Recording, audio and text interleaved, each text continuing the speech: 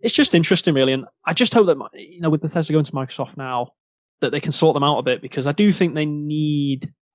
I think they maybe need a little bit of a restructure at Bethesda, to be honest with you. And hopefully, them going to Microsoft, they can start that process really and get things going. Because I know what you're saying about we're willing to wait for projects and things like that, but I do think as well they have been a bit slow, in my opinion, this generation with getting things going. So I think it's got a lot to do with backlash too, right? Like every time they put something out, everybody slags on it. Everybody's like, "Oh, you could have waited a month." And the only people that I find that don't get that is Nintendo.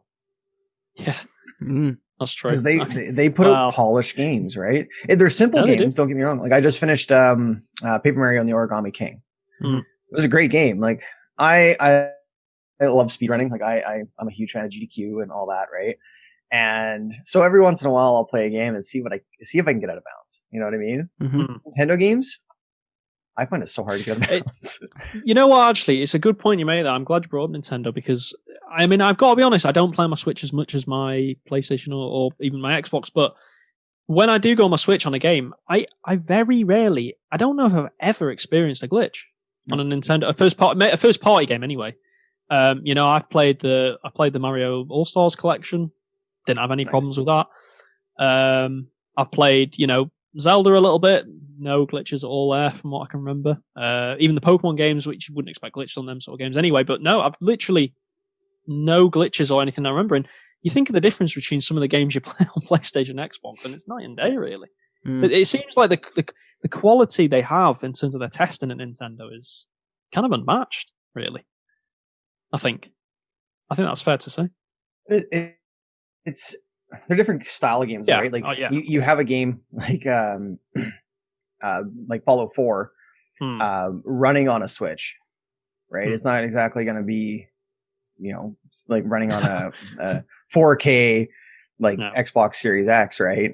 So it's and having, if you were to put like a Nintendo game on an Xbox Series X or something along those lines, it would run insanely well, right? Yeah. But I think it goes back to Nintendo has this quality that they're known for, and I think the directors and stuff like that know that. So when they send it out, they're like, well, there's not going to be a modding community. There's not going to be, there's got to be QA done before it goes out, because there's not going to be any fixes. Like, yes, they can send little updates here and there, and we've gotten them, but they're like 30 megabyte updates instead of 60 gig updates, right? Yeah, that's a very good point. You do make a good point, obviously, on the Switch. You're not going to be getting those insane updates like you do on PS4 and Xbox. So yeah, maybe you're right, they have to get it right more first time. Whereas I think that there's become a pattern now in the gaming industry, hasn't there, where it's kind of okay to release a broken game now, especially on consoles and even on PC. It's like, I don't really like that mentality personally. I hate it. I think that it's kind of a lazy mentality. Yeah. I think it's a lazy mentality. To me, it's kind of like, oh yeah, well, we'll just push whatever Fallout 76 out, and it can have tons of glitches and bugs and whatever, and it's fine, because even if the devs aren't thinking that way, but it's like subconsciously they're thinking, oh well, damn, yeah, we could have done better actually there, but it's okay, maybe the modding community will take care of that for us.